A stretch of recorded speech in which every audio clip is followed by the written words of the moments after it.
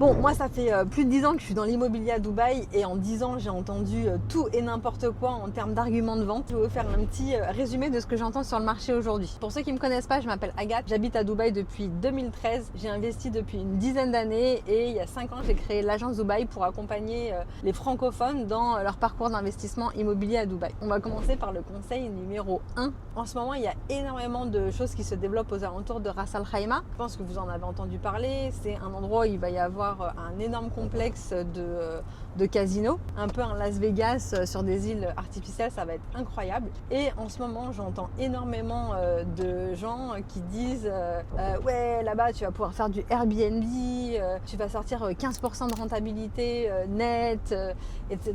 Il y a des gens aussi qui me disent tu te rends pas compte, l'activité des casinos, la population là-bas, elle va exploser avec tous les employés qui vont bosser dans les hôtels, etc. Alors dans tout ça, il y a deux choses. Et il y a des choses que quand on ne connaît pas Dubaï, on ne peut pas deviner. Premièrement, le Airbnb. Alors aujourd'hui à Ras Al Khaimah, il y a très peu de choses. Il y a pas mal d'hôtels et c'est un endroit où les gens de Dubaï partent le week-end de temps en temps. C'est-à-dire qu'en fait les hôtels ils sont fréquentés le week-end, mais par contre ils ne sont pas du tout fréquentés pendant la semaine. Quand on lise ça, c'est une entreprise, un hôtel, donc c'est à eux de gérer leurs coûts, etc. Par contre, quand vous êtes investisseur et que vous vous dites je vais louer seulement le week-end et la semaine, ça va être vite, je pense que ça peut être un petit peu compliqué. Certes, il va y avoir les casinos et donc les casinos, ça va créer de l'activité économique. Sauf que Ras Al Khaimah, pour info, c'est à 1 heure à peu près de Dubaï, 1 heure, 1 heure et quart. Donc moi, ce que je pense, et ça c'est juste une opinion, c'est que la plupart des gens vont quand même prendre une semaine de vacances à Dubaï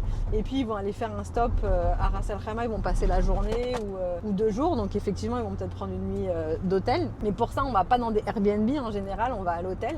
Il y aura énormément d'hôtels là-bas, donc pour le Airbnb pas sûr que ça fonctionne parce que quand on reste seulement une nuit ou deux quelque part, on va pas aller acheter je sais pas, de l'huile d'olive, du sel, du poivre, enfin toutes les choses dont on a besoin quand on va dans un Airbnb et ils vont préférer les hôtels. Je pense aussi que il y a qu'à regarder par exemple à Las Vegas, est-ce qu'il y a beaucoup d'Airbnb qui a une grosse activité Airbnb à Las Vegas, ou est-ce qu'au contraire les gens dorment dans les hôtels? La clientèle casino en général elle dort dans les hôtels parce qu'elle veut jouer jour et nuit et tout, etc. Et on va pas aller se taper un quart d'heure, 20 minutes de route pour aller dans un Airbnb. Pour ce qui est des gens qui vont vivre à Ras Al Khaimah parce qu'ils vont travailler dans les hôtels aux alentours, ça on peut pas le savoir si on n'habite pas ici, mais ici en fait toute la main d'œuvre, c'est-à-dire les serveuses, les gens qui vont être à la réception dans les hôtels, les femmes de ménage, etc. Dans un pays classique, effectivement, elles auraient besoin de se loger aux alentours. Dans un pays comme Dubaï, l'employeur a l'obligation pour le personnel de les loger pour les petits salaires, le genre de personnes que j'ai listées. Donc en gros, ici, tout le monde est logé dans des staff accommodation et les futures personnes qui vont travailler dans tous les hôtels qui vont être là-bas, ça ne sera pas du tout des locataires potentiels pour vos appartements. Non seulement parce qu'ils n'auront pas les moyens, avec les niveaux de salaire pratiqués, ils pourront pas se loger dans ce genre d'appartement. Et en plus parce que ici, c'est pas comme ça que ça se passe. Donc il y a énormément de gens qui profitent de l'opportunité que présente Ras Al Khaimah avec l'arrivée des casinos pour vendre tout et n'importe quoi, pour promettre des rentabilités à 15% net, sachant que Airbnb prend un cut, sachant que la société qui va s'occuper du management prend aussi une commission que vous allez payer internet, clim, électricité, etc. Pour sortir 15% de renta net, il faut avoir une rentabilité brute entre 25 et 30%. Donc aujourd'hui, il n'y a absolument personne qui est capable de le dire. Et même nous d'ailleurs, quand on calcule les rentabilités, on va toujours se baser sur le long terme parce que le Airbnb à 3 ans, c'est trop compliqué en fait. C'est impossible de pouvoir faire une estimation qui est réaliste, donc on va jamais s'avancer sur ce genre de choses. Ça par exemple, c'est un des pires conseils que j'entends actuellement. Je dis pas que Ras Al Khaimah ça va pas fonctionner, par contre c'est un pari, c'est déjà assez cher aujourd'hui, on est sur des prix de downtown pour quelque chose qui est sur lequel aujourd'hui on a zéro visibilité, donc pour moi c'est un élément de différenciation, mais c'est pas quelque chose sur lequel on va mettre toutes ses billes et surtout il faut pas avoir des attentes irréalistes du type 15% 15% de rentabilité nette en short terme. Peut-être que c'est ce qui va se passer, mais la vérité c'est qu'aujourd'hui, absolument personne n'est capable de le savoir. Là, ce qu'on voit en face, c'est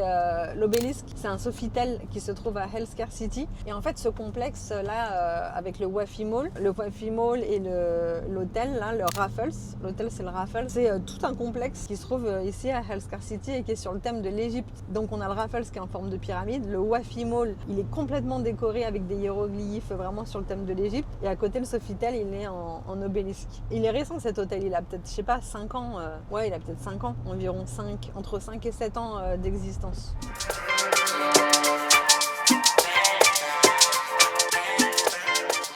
Maintenant, on va passer au conseil numéro 2. C'est les gens qui utilisent l'argument de Academic City à proximité de Dubailand pour vendre du Dubailand. Je vais vous expliquer pourquoi. Effectivement, aujourd'hui, il y a un énorme complexe qui s'appelle Academic City où il y a toutes les écoles, toutes les universités de Dubaï qui existent. C'est un complexe qui existe déjà et qui se trouve juste à côté de Silicon Oasis et du coup de Dubailand. Et ce que j'entends tout le temps, c'est oui, il faut absolument acheter là-bas des studios pour loger les étudiants ou des one bedroom pour loger les instits, les professeurs parce que il y a un énorme complexe d'universités et d'écoles. Ça, je trouve que c'est un argument qui est hyper malhonnête parce que en fait, ça c'est quelque chose qui se base sur le biais qu'on a un petit peu en France de se dire je fais de l'investissement pour maximiser ma rentabilité, je vais faire des petites surfaces. C'est vrai que c'est une stratégie qu'on voit souvent dans l'immobilier en France. Je vais acheter des petites surfaces dans des villes étudiantes. Par contre, à Dubaï, c'est complètement différent. Je vais vous faire une petite explication très simple qui va parler à tout le monde. En France, on va habiter par exemple à Grenoble et on va être obligé d'aller habiter à Lille par exemple pour avoir une école en particulier ou une spécialité bien particulière qui est disponible à cet endroit-là. Et c'est pour ça que du coup, on va avoir besoin d'un logement étudiant parce que on peut pas forcément faire Grenoble-Lille tous les jours. Ici à Dubaï, on est dans une ville. Donc même un étudiant qui vit ici, qui habite à Jumeirah par exemple ou qui habite à Marina ou à Downtown, il peut se déplacer tous les jours et aller à Academic City. L'énorme majorité des gens qui sont dans les universités de Dubaï sont des habitants de Dubaï. Donc du coup, ils n'ont pas du tout besoin d'avoir un logement à côté de leur école parce que tout simplement, ils habitent là. Il y a aussi un facteur culturel qui fait que ici, dans la culture, on habite chez ses parents en général jusqu'à ce qu'on soit marié, à part si effectivement on va vivre à l'étranger. Et donc du coup, jamais vous allez avoir des élèves qui vont habiter dans un petit appart à côté de leur fac alors que leurs parents et leur famille habitent ici. Donc ça, c'est une première composante. Et la deuxième, par rapport à ça, c'est que souvent, on parle aussi de l'argument, donc pour les one bedroom et deux bedroom dans ce quartier-là, en général, on parle de l'argument des professeurs. Il faut savoir qu'un professeur à Dubaï, ça gagne à peu près 8000 dirhams par mois, l'équivalent de 2000 euros. Si on part par là, disons qu'on utilise à peu près, que le professeur va utiliser environ, je sais pas, la moitié de son salaire, par exemple, pour se loger, on est sur un loyer à 48 000 dirhams. Et les loyers à 48 000, 50 000 dirhams pour des one bed, c'est ce qu'on observe aujourd'hui dans une zone qui s'appelle Silicon Oasis, qui est complètement collée à Academic City, qui ne performe pas énormément parce que voilà, c'est pas un endroit de la ville qui est hyper coté. Et donc du coup, on a déjà des logements à côté d'Academic City. On a déjà des prix qui sont aux alentours de 50 000 dirhams pour un one bedroom et plutôt 35 000 pour un studio. Donc à quel moment on peut penser que quand il y aura encore plus d'appartements sur le marché et que du coup ça va diluer un petit peu la demande, comment on pourrait s'attendre à offrir des one bedroom en location à 120 000 dirhams l'année? Parce que c'est ce que j'entends, c'est ce que certaines personnes avec qui je suis en contact qui cherchent à acheter à Dubaï, c'est ce qu'on leur vend. On leur dit tu vas voir à Dubailand, grâce à la proximité d'Academic City, tu vas pouvoir louer ton appartement 120 000 dirhams par an pour un one bed en l'achetant 1 million 1 million 100. C'est pas vrai, c'est pas possible. 120 000 dirhams aujourd'hui, c'est le prix d'un appartement one bedroom dans du Emaar à Downtown en plein centre-ville ou dans du Emaar sur Dubai Creek Harbour qui est un quartier super premium. Et encore, vous pouvez même trouver moins cher. Vous pouvez trouver à 100 000, 90 000 dans des one bed dans ces quartiers-là qui sont ultra premium. Qui va aller mettre cette somme dans un one bedroom à Dubailand qui est un quartier qui n'est pas du tout premium et qui n'est pas développé non plus. Je trouve ça malhonnête parce que on utilise utilise des choses qui vont résonner chez les clients. Ah mais tu sais c'est juste à côté de la fac. Ou quand on dit aux gens ah mais tu sais c'est juste à côté du métro. Alors qu'ici à Dubaï c'est pas des choses qui ont une incidence sur les prix des loyers. Je peux d'ailleurs enchaîner rapidement sur cet argument du métro, c'est juste à côté du métro. Aujourd'hui métro à Dubaï il passe à Dera, il passe à Bourg-Dubaï, il passe à Al-Barsha. Est-ce que pour autant ce sont des endroits qui sont cotés et où les loyers sont élevés? Non, parce qu'ici on est dans une ville dominée quand même par les voitures, les autoroutes, etc. Et les gens qu'on va viser quand on va proposer un appartement à la vente pour 20 000 euros, à la location pour 20 000 euros par mois, c'est des gens qui ont deux voitures, c'est pas des gens qui prennent le métro. Donc du coup, ça a zéro incidence. Et encore une fois, on utilise les biais qu'on a nous en tant qu'Européens pour l'investissement immobilier pour les reporter sur Dubaï et s'en servir comme argument, alors que ça a aucune incidence ici sur le marché local.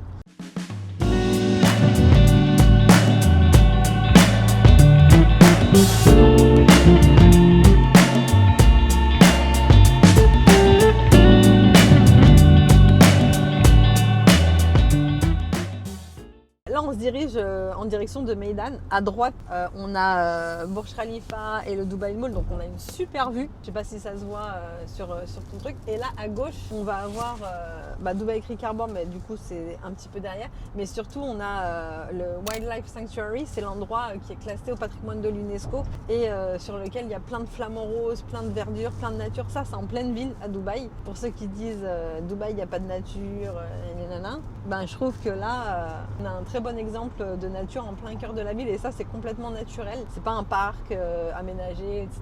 Je sais pas si on voit les flamants roses, il y en a plein. Non, on va pas voir. Bon, en tout cas, si vous me croyez et que vous me faites confiance, sachez qu'il y a un gros troupeau de flamants roses qui patauge. Là, on se dirige en direction de Meydan. Donc, ce qu'on voit là tout droit, c'est Shoba Heartland. C'est une communauté qui est énorme et qui est développée à 100% par Shoba. Après, il y a quelques petits projets Ellington qui se trouvent à l'intérieur, mais c'est une master community de chez Shoba. Et là, sur la gauche, ce building là en construction, c'est Shoba One. Ça aussi, ça va être un projet énorme qui, parmi les amenities, compte un golf, quand même assez incroyable. Donc, vous avez piscine, salle de sport et golf. Et sur la gauche, là où il y a toutes les grues, ça sera Shoba Heartland 2 qui est aussi une master community qui est développée par Shoba, dans laquelle il y aura des maisons individuelles et des grandes tours et surtout un lagon dans lequel on pourra se baigner, 2 lagons même. Là, entre Shoba Heartland 2 qui est tout droit et Shoba One, au milieu là où il y a les grues bleues qui sont ici, ça va être Meydan Horizon. Ça aussi c'est un quartier qui est top. Je ne sais pas qui est le master développeur parce qu'il y a plein de développeurs différents qui construisent là-bas, mais notamment Ellington et Prestige One. Et ça va être un quartier qui va être top aussi parce qu'il va y avoir un lagon dans lequel on peut se baigner, des écoles, des hôpitaux, des petits supermarchés, etc. Et on va se retrouver juste à côté de Shoba Heartland 2, juste à côté de Creek Harbor et juste à côté de Downtown. Les prix sont encore vachement abordables, donc c'est vraiment un quartier à regarder là pour le développement et l'investissement. Troisième conseil que j'entends souvent et qui pour moi est vraiment, c'est pas un bon conseil, c'est de vendre des projets en s'attachant seulement au plan de paiement. J'ai entendu moi des agents qui m'ont dit, moi je vends des plans de paiement, c'est-à-dire avant de vendre un projet, avant d'expliquer voilà ça ce sera les avantages de ce projet, il est localisé là, ça c'est le développeur, voici les performances des projets précédents du même développeur, au lieu de vendre de la performance et de la prise de valeur future, de vendre une vision, parce que c'est ce qu'on vend quand on vend des projets sur plan, ils vendent un plan de paiement et tu te rends compte, tu as juste à payer 10% aujourd'hui et après pendant 8 ans tu vas payer 1% par an. Mais même 1% par an, même si c'est très confortable, si à la fin on a payé quelque chose, on a surpayé quelque chose et qu'on n'est pas du tout aligné avec les loyers possibles sur ce quartier-là, on a perdu de l'argent en fait. C'est pas parce que c'est pas cher et qu'on a 8 ans pour le payer que c'est bien, que c'est un bon projet. C'est pas ça qu'il faut regarder en fait. Le plan de paiement, c'est le petit plus. Et en général, justement, quand on a des développeurs qui font des plans de paiement à rallonge, c'est parce qu'en réalité, c'est leur seul argument de vente. Ça veut dire que le quartier est un peu bancal et que le développeur, il n'est pas top qualité non plus. Donc faire attention à ça. Honnêtement, on n'achète pas quelque chose parce que c'est pas cher. On peut faire ça pour un vêtement ou un billet d'avion, mais on peut pas faire ça pour un appartement et pour une stratégie d'investissement sur le long terme. C'est pas possible. Le quatrième conseil que j'entends souvent aussi, c'est les gens qui vendent viennent du downtown Umm Al Quwain et qui disent, j'ai rien contre downtown Umm Al Quwain déjà, premièrement, s'il y a des gens qui ont acheté là-bas ou souhaitent acheter là-bas parce qu'ils y croient et parce qu'ils trouvent ça génial de pouvoir acheter en bord de mer et tout ça, il n'y a aucun problème. Par contre, ce que j'entends souvent et qui par contre est inadmissible et faux, c'est de dire vous achetez, c'est que les gens en fait ont l'impression d'acheter à Dubaï. Donc ils ont l'impression d'acheter dans une banlieue de Dubaï. Or, c'est pas du tout le cas. On n'est pas à Dubaï, on est carrément dans une autre ville, on est carrément dans un autre émirat. C'est comme si vous me contactez pour acheter à Paris et que je vous dis ah, il y a un truc pas mal aussi, c'est en bord de mer, c'est Caen, en Normandie. Bah ça n'a rien à voir. Et en plus, tu sais quoi? C'est génial parce que t'es en bord de mer et tu payes le tiers du prix au mètre carré du prix comparé au prix de Paris. C'est exactement la même chose. Bah ouais, ça coûte le tiers au mètre carré parce que c'est pas Paris en fait. Et ben là, c'est exactement pareil. On vous vend du Dubaï, vous venez pour acheter du Dubaï et on va vous vendre du bord de mer à 1h30 de Dubaï pour un prix au mètre carré qui n'est même pas le tiers du prix au mètre carré au passage, qui est peut-être 50% moins cher, mais c'est normal parce que ça n'a aucune valeur. Donc on peut se dire j'y crois, mais malheureusement pour moi c'est vraiment un pari, premièrement, qui est déjà beaucoup trop cher pour un pari. C'est quelque chose qui, si ça paye un jour, ça va payer dans 15 ans. Donc pour moi ça vaut vraiment pas le coup. C'est encore une fois, hein, c'est mon avis. Si vous avez acheté là-bas, le prenez pas mal. J'espère que ça va fonctionner pour vous et que l'avenir va me faire mentir. Mais en tout cas, quand on vient acheter à Dubaï et qu'on achète du Umm Al Quwain, il faut être conscient qu'on n'achète pas du Dubaï et que si c'est moins cher, c'est parce qu'il y a une raison. Là sur la gauche, on a Silicon Oasis. C'est une free zone, en fait c'est un endroit où il y a à la fois, on peut créer des sociétés qui vont être hébergées ici, surtout si c'est dans les nouvelles technologies, etc. Le truc de base en fait sur Silicon Oasis, c'était de faire un peu comme la Silicon Valley et d'attirer les sociétés de nouvelles technologies. Et d'ailleurs ça aussi c'est un argument qui est souvent utilisé pour promouvoir Dubailand, sauf que ça n'a pas réellement pris. Donc ensuite ils ont décidé de construire des résidences et c'est devenu un endroit plutôt résidentiel. Par exemple Google, Oracle, quoi encore, Facebook, etc. Ils sont pas là, ils sont à Dubai Internet City. Ça, vous pouvez le vérifier parce que souvent c'est utilisé pour dire ah vous avez toutes les sociétés de nouvelles technologies qui sont là. Ben non, elles sont pas là, elles sont beaucoup plus proches du centre et de la mer, elles sont à Internet City. Alors le cinquième, le dernier, c'est une pépite aussi, c'est quelque chose que j'entends tout le temps. Encore une fois, je suis pas en train de dire que c'est pas vrai, mais il faut faire super attention avec ce genre de choses. Il y a beaucoup de personnes, vous venez les voir, vous êtes agent, enfin vous êtes client, vous rencontrez un agent et vous lui dites voilà, moi j'ai 200 000 euros que je peux financer sur les 3 prochaines années, etc. Et ils vont vous dire mais non, mais tu sais, une fois que ton appartement il est livré, le dernier installment, celui du handover, celui de la livraison, tu peux le financer super facilement avec un crédit, etc. Donc si tu as 200 000 là que tu peux financer sur les 3 dernières années, le dernier tu le comptes pas et tu te dis que tu peux acheter un appartement à 400 000 puisque le dernier installment de 50%, tu vas pouvoir le financer via un crédit. Sauf que c'est pas si facile que ça du tout. Donc non seulement c'est pas du tout facile, vous avez énormément de choses à fournir. Quand on est en général pas résident à Dubaï, c'est compliqué. C'est pas impossible, mais c'est compliqué. Quand on gagne pas un salaire suffisant, c'est compliqué aussi. Lorsque on est à son compte, qu'on n'est pas salarié, ça rajoute encore des difficultés. Et surtout, le truc qui est clé, c'est que on a zéro garantie en fait. Ici, quand on demande un prêt, on obtient ce qu'on appelle un pre-approval. C'est comme un accord de principe de la banque. Et ça, c'est valable 3 mois. Ça veut dire qu'au moment où vous achetez, si vous faites une demande de prêt, il n'y a aucune garantie que dans 3 ans, vous pourrez l'avoir en fait, ce prêt. Tout peut changer en 3 ans de construction. Vous pouvez perdre votre boulot, vous pouvez changer d'entreprise et vous mettre à votre compte par exemple. Enfin, il y a 1 million de choses qui peuvent se passer. Peut-être que les conditions d'obtention de crédit, elles vont être durcies pour les non-résidents. Peut-être que ce sera plus du tout possible de le faire. Vous ne pouvez pas prendre une décision aujourd'hui qui vous engage sur de l'argent que vous n'avez pas en se disant je verrai dans 3 ans en fait. C'est ultra risqué et ça permet à ce genre de personnes de me dire mais t'inquiète, c'est super facile, on le fait tout le temps. Vous, ça vous met en confiance et au final c'est pas leur argent. Eux dans 3 ans ils seront loin et même s'ils sont toujours là, ils vont vous dire bah moi c'est pas moi et puis de toute façon c'est vrai, c'est vous qui vous engagez, c'est votre argent. Prenez pas de risques comme ça juste en écoutant des arguments de vente d'un agent que vous avez peut-être rencontré il y a 1 semaine et que vous avez trouvé sur Instagram. C'est vraiment ultra risqué. Voilà, c'est fini pour aujourd'hui. J'espère que cette vidéo vous vous aura aidé et qu'elle va pouvoir vous mettre en garde sur des fois des arguments qui peuvent être hyper évidents mais finalement qui sont pas du tout des bons conseils. Je suis pas en train de taper sur les agents, j'ai énormément d'amis à moi et de relations professionnelles avec d'autres agences et d'autres agents, donc le but c'est pas du tout de casser du sucre sur le dos des autres, mais juste vraiment de vous mettre en garde parce que le marché de Dubaï est hyper différent du marché français et pour ceux que ça a intéressé, qui ont envie d'aller plus loin et qui ont envie d'investir dans l'immobilier à Dubaï, surtout n'hésitez pas à nous contacter et je vous dis à bientôt dans une prochaine vidéo.